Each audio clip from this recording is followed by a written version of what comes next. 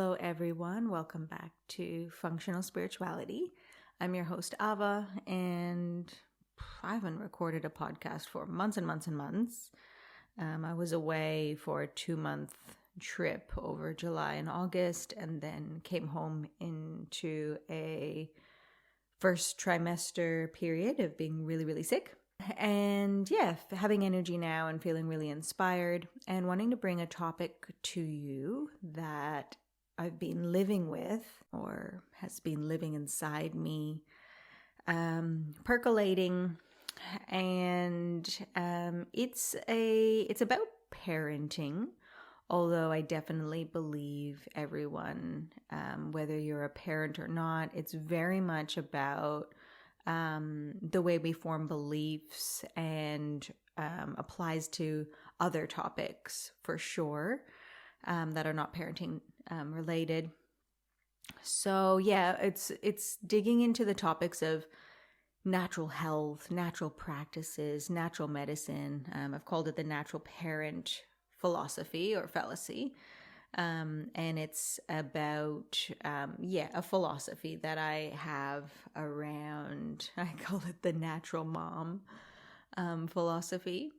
And as you might know, philosophy is my background. That's my university training, but also a big part of my, post-tertiary education, and the study and path that I've taken is very much about philosophy in terms of how can our perspectives, our beliefs, our understandings, the way we make sense of the world affect our nervous system, our reality, as we are learning more and more through neuroscience and neurobiology, the breakthrough fields coming out, something that has always been known about, but has been maybe like a little bit more woo-woo and abstract, but something that is really coming to the fore of our neurobiological fields is that the most important,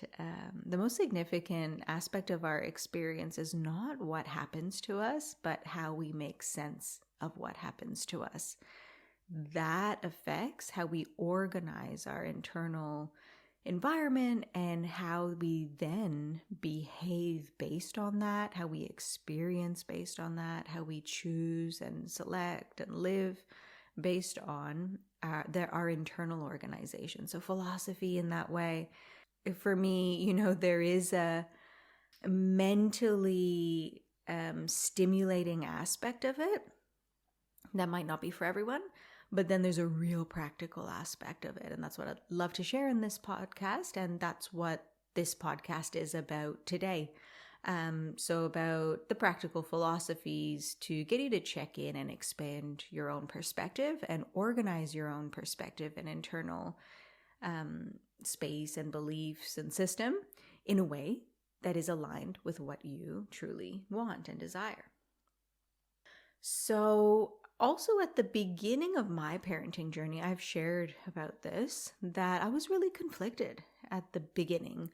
And that's because I didn't have a philosophy that felt consistent to me to orient me. So I had no direction. Didn't have an orientation, so a way of believing and feeling and thinking and behaving that felt like it was supportive for me. And that's what we really need. And it's not about having a dogma. That's especially what this podcast is about. It's not about locking into an external philosophy, but rather, all of the philosophically based episodes on this podcast are about, how can we have a functional philosophy? How can we have a philosophy that has the support of clear understanding, the support of things that make sense, a supportive framework, but also have the flexibility to accommodate the nuance and the complexity of the human experience, which is inevitable and which is ignored in our culture, in the speediness of our survival-based culture. And we see the negative effects of that everywhere. We see it inside of our own relationships, our communities, of people deteriorating into extremes. So that's a little bit of my introduction about why philosophy is so important. And now just to get into this topic about the natural parent fallacy. So this is where the idea of a natural parenting approach can devolve or degrade into a fallacy. So something that is a lie, something that's incorrect, harmful, misguided, everything we don't want our philosophy to be. We don't want our philosophy to be a fallacy. And that's what happens when it's taken to an extreme. And in my circles, in my audience here on the podcast, in my community, through functional spirituality and through the studio, and my personal community, my professional community, it's an alternative community, so there is a tendency to move away from mainstream thinking, or at least think more critically and evolve the mainstream thinking that's coming from an external power that's so far away from the community itself and the people, and even maybe the values, but also the best choices for the individual.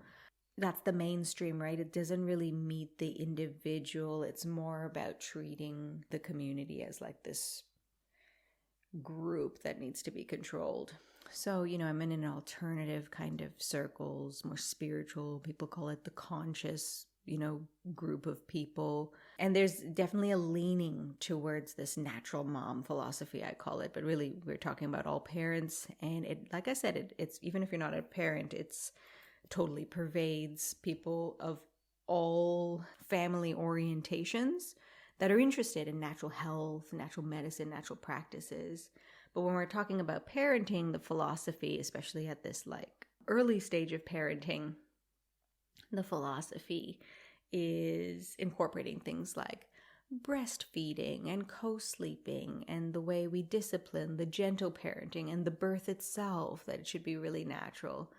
And it is all based in something that obviously resonates for people's palate. It resonates and it sounds good to people. However, there is a movement, the natural mom movement, that takes it to an extreme. And like any extreme, it deteriorates into a fallacy. And the extreme is like in response to the other side, right? So there's these two extremes. The first one is where the extreme is that we externalize our trust and support into the medical system. So it's two systems of trust. The first one is where the mother or the parent connects themselves to the medical system and externalizes their wisdom and the trust and the support to something outside themselves. The second one is where the natural mom approach, where the parent disconnects themselves from the medical system and trusts in their own biology. And of course, the conclusion of this podcast is that both of these are beneficial points to trust in. And we need to have a strong sense of attunement, not having a fixation and heaps of trauma and complex stress and complex trauma that makes us fixate on one of these systems over the other and make it part of our identity. We want to have the fluidity and the intuition and the being informed from the inside about which one to lean towards, which one feels like it's the best in the present moment, rather than choosing and obliging to a philosophy because that's what we think is right and that's what we believe in, and it starts to become a propaganda that we're pushing on other people, and we don't feel like we can ever resonate with other people because of the things that they're choosing to do, and how could they ever do it, and it starts to actually become harmful and misguided. And then some of our beliefs are actually lies. They're not even true, but they like fit into that kind of model. So, the first one, where we externalize trust into the medical institutions, we, get the benefit of the safety nets, this advanced care, but we might deteriorate into some blind obedience, over medicalization, the loss of autonomy, not being, not having control over our own bodies, not having a connection to our own bodies, and potentially having some risks of going down pathways that are not biologically natural when we could have chosen something more natural. And this podcast really considers, functional spirituality definitely considers and holds as like a holy grail what's biologically natural. So I am fully into that, because what's biologically natural for us is most likely to not cause our system stress. Our nervous system experiences stress. It gets activated when our biological preferences are threatened in any way. However, there is a balance of that, the other system is where we're internalizing our trust in our own biology. We're connected to our intuition, our body wisdom. We're reducing external intervention, but we might romanticize the natural and reject life-saving tools and feel guilt when things don't go wrong, and start to develop a rigid belief system that doesn't take into consideration that there has always been intervention into nature. Nothing is 100%, nature-based. We've cooked our food, like we have to manipulate the environment to what our system needs. We need to adapt our system to what nature is providing. Like, there is a negotiation that's happening all the time. And I think to really kind of like summarize my point of this podcast is to just remember, or, the idea is there's this fallacy that what we should be aiming for is to be 100% in line with nature. When the truth is that nature is very happy to totally go against what you want. It's totally happy to kill you and your family and ruin crops and destroy your dreams. It has no preferences to your personal preferences. And we want to navigate our personal preferences, our internal alignment, what's good for us biologically, as well as what's good for us circumstantially, and like in the other aspects of our life. We have to navigate that by negotiating nature.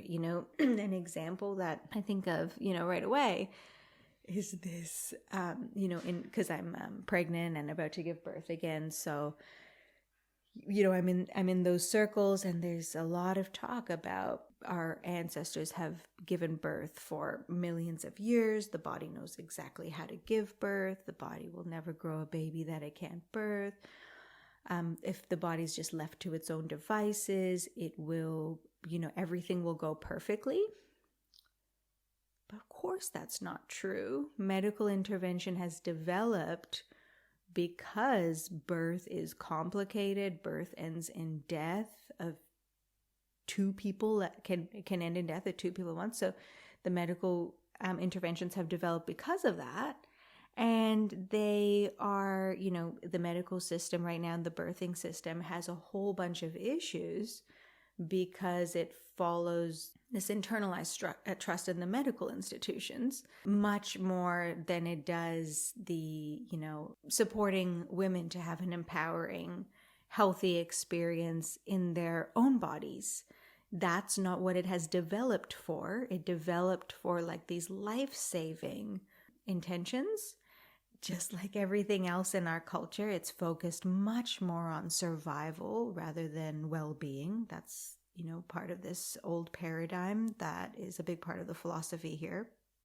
And women are recognizing that, and especially women that are leaning towards a more natural approach and a more internalized trust in their own wisdom are feeling super disempowered by the medical system, which is like kind of the way we have been practicing birth for the past 50 to 100 years. And now many women are feeling out of place in that system. That's like a whole other story about birth. But this is an example of lies. The body doesn't automatically perfectly birth every single time. Birth is complicated, and sometimes there can be life-threatening issues with it. For the most part, in uncomplicated cases, the best case scenario would be for a woman to birth with a different kind of support than medical support. And that truth, you could say, or what I believe is a truth, it sits in the middle of those two trust systems. And I guess I'm kind of passionate or interested in the subject because I just see it everywhere, right? So it's like children are meant to breastfeed, and like we have to trust the children's wishes. Like they need to breastfeed until they choose not to, or they need to sleep exactly the way they want to, or eat the way they want to, or the way even the disciplining and like with gentle parenting, like it's all about the children's biology leading the way. And this neglects the fact that the mother should also have intuition about how to navigate any of these areas as well. And, of course, we want healthy attachment, and we want, the child to be attached to a caregiver and to have access to the caregiver. But there's just so many ways that the natural mom approach doesn't take into consideration that these ideals of natural parenting don't actually fit into the context anymore. So we don't live in a natural environment anymore. We live with families, parents and children isolated in different homes, far away from their support network. They don't live in a compound. They don't live in a community. So an approach where, the mother is like the sole attachment figure is one of the most unnatural things, but it's something that's really pushed. My child needs to be on me all the time, or I need to be fully responsive to my child's needs all the time. That's actually biologically unnatural for a child to have one person fully responsible for their needs all day long at every moment. That's probably one of the most unnatural things, and anything unnatural that isn't aligned with your biological preferences is causing stress. It's just causing this hidden stress, all the hidden stress that we in our generation are becoming aware of, that we experienced when we were younger. It can easily be coming through again in a different way. We're more conscious, we're more aware of that we need to be more responsive, but we need to also understand that I think the best thing that we can do is be available to navigate parenting or our health or our ideas and in our communities, is to navigate them with a little bit more freshness and to shift from natural over to functional. So not to be focused only on what's biologically natural, because nothing is that, and it's a deal that can pull us away from being really in tune with what's actually going on for us, what's actually going to work best for everyone. Our priority should be to be thinking, how can I get my needs met?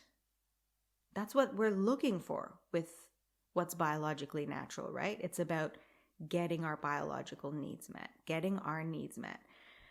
The goal isn't to be natural. The goal is to respond wisely to each situation, considering each situation to be different, and to be available to feel what's actually happening, to not only be focused on ideals like that keeping a kid safe from ever experiencing unpleasant emotions. And that's why I love aware parenting so much, is because there is an emphasis on allowing tears, allowing discomfort, holding space for that. Because keeping a child comfortable isn't always the most loving thing. True care means holding space for discomfort when it serves growth. True care means to have your own internal regulation and to be able to sense accurately into each situation, instead of externalizing your own wisdom into ideals or what community says you should do. So let me offer a couple of practical ideas to support a refining of our perspective when it comes to natural philosophies. The first one is the practice of tracking reality and not ideals. So we will default, our brain defaults to tracking ideals, to being consistent with our beliefs. But we want to really train ourselves. It's such a powerful, the most empowering thing, the most healthy thing, the most beautiful thing. It just feels so good to be someone who tracks reality instead of unconsciously compelled to be consistent with your ideals, to be consistent with your beliefs. So to be expressing and aligning with your beliefs. So we want to shift our thinking from what should I do to what's actually needed. Instead of thinking what's the right way to parent, what does my community say I should do, what does my ideals say I should do, focus on what's needed in this moment. What is my child experiencing right now? What am I experiencing right now in my body? What do we actually need in this moment? And those external philosophies and our internal ideals, they all help to inform that, right? But you need to really widen your information base and listen to different philosophies that are a bit more broad and talk about different things so you can kind of get a good framework as well to be making that choice and asking that question, what do we actually need in this moment? So you need information. Psychoeducation is a huge piece, always something that I'm always talking about. So when we're facing a kind of parenting dilemma, we need to take that pause and ask. And of course, we don't pause and ask in the moment, right? It's always retrospective. I always speak about that. It's not about like being present in the moment. It's actually about reflecting afterwards when you have space to process and reorganize and actually transform. So we want to pause and ask later, am I making this choice because of fear and guilt? Because I'm scared of what I might be doing to my child, because I'm guilty, I'm not following a certain blah, blah, blah? Or am I making a choice based on what's really needed? Does it feel good? Does it feel aligned? Am I resisting something that's really needed because it challenges my identity or my beliefs, or I don't know how?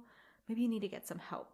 And this is going to help us parent, instead of on fixed ideas of what should be and what's best, we stay open to the evolving needs of your family. And that comes to any aspect of our community and our lives, is that it's complex, it's dynamic, it's evolving. The human relational experience is not linear, not set the way we like to approach things in our old paradigm. And we want to take the pressure off needing to be a perfect parent or conforming to these different ideals of what we should be doing, and instead keep in tune with what's actually functional. Second thing I recommend is we want to try to hold multiple truths at once. So our biology is intelligent and medical support is valuable. Children need attachment and parents need boundaries. And they're both true. Parents having boundaries supports children's attachment. So it's not this idea that we need to abnegate ourselves. Why would we teach our children or think that it would be healthy to abnegate ourselves for our children? This is totally like one of the pinnacles of the natural parent philosophy is that, why did you have children anyways if you're not going to sacrifice blah, blah, blah, blah. There is absolutely sacrifice, but having really clear boundaries about what's needed, what's healthy, what's going to be best has to be a little bit more discerning and functional, and not just thinking, oh, well, what's best is, breast milk no matter what, or co-sleeping no matter what, or things that are feeling bad every single day. We know that comfort is important, and we also know that growth sometimes requires discomfort. We always want to have that priority on being present and being soothing. And the parenting is a dance. We take one step forward, we take one step backward, side to side, where we're moving and dynamic with our children, expressing a range of emotions, experiencing a range of experiences, and navigating it instead of always needing to be calm. Hear that a lot. Gentle parenting means I'm trying my best to always be calm. It's how is that healthy to always be calm?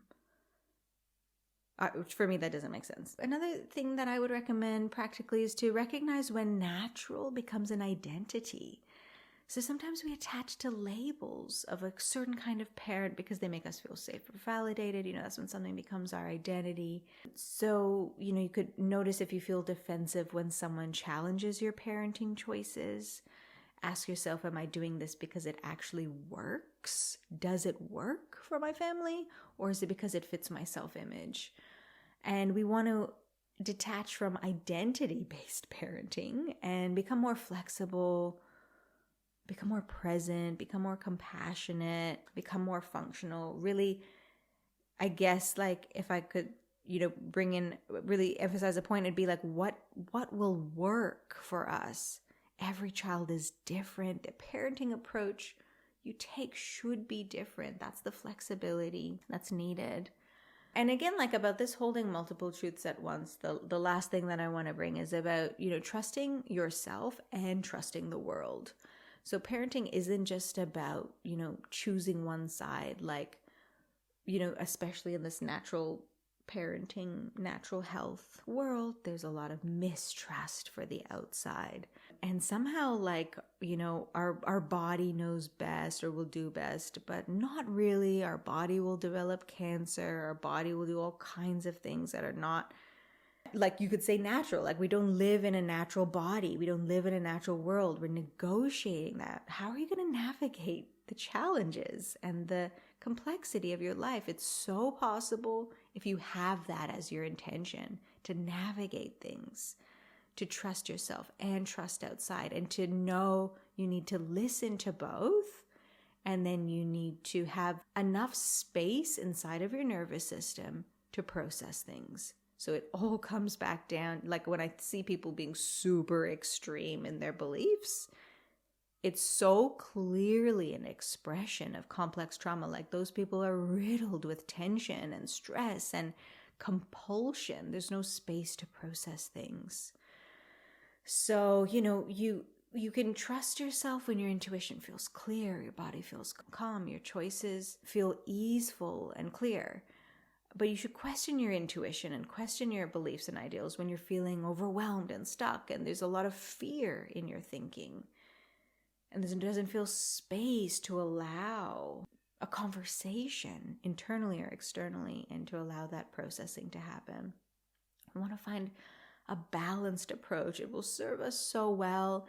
It feeds back into our healing of our complex trauma. Having a balanced approach feeds back into the capacity of our nervous system, and having a rigid approach consolidates the stress in our nervous system. It consolidates the fearful thinking and the fear mode of our nervous system. So the way we think about things feeds back into the way we think about things, the way we behave, the way we experience. It's cyclical. We want to really move into that upward spiral of healing. So finally, just considering that parenting is a practice, not a philosophy. It's not about following a set of rules.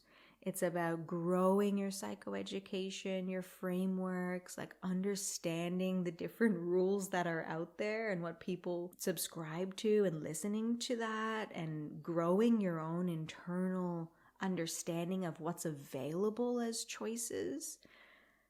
But it's definitely about staying present and learning as you go, understanding there's evolving needs of your family, not identifying with a right way. I mean, I'm only speaking from my own experience. It's even in parenting that was when I felt lost, that there was a right way, but I was so also in touch with feeling that it wasn't working. So getting really in touch with, is this working for my family right now?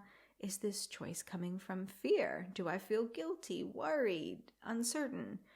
And then taking a look at that. So that pause and that reflection and that wisdom, it's going to be retrospective. It's going to be in a contemplation afterwards. It's going to be in a discussion with your partner or your friends or your other parents that you know. It's going to be in a conversation with your journal. It's going to be a conversation with your own thoughts after you listen to a podcast and things like that. So we need space to process what's happening to us so that we can make the right choices. And that space comes from having that as a priority to respond in that way, as well as it comes from doing our healing work and resolving complex trauma and stress in our system, increasing our nervous system capacity, and all the other good things that we talk about on the podcast when it comes to healing and our nervous system. A little bit longer of an episode than I was expecting, but yeah, hope it was interesting for you and allowed a couple of pathways to connect in your brain. And as always, I believe that just listening to philosophy that is a bit more functional and broad and about expanding perspectives, it has an organizing effect without you needing to do anything. You just have to pop it in your ears and have a listen and allow things to rework. So I hope that's been helpful for you. And as always, feel free to reach out and let me know what your thoughts are. And I look forward to chatting with you again soon. Thank you for tuning in to the Functional Spirituality Podcast. If you enjoyed the show, make sure you subscribe by pressing the plus button on iTunes or the following button on Spotify. This is going to ensure that this resource is available and top of mind when you most need it. So please subscribe now.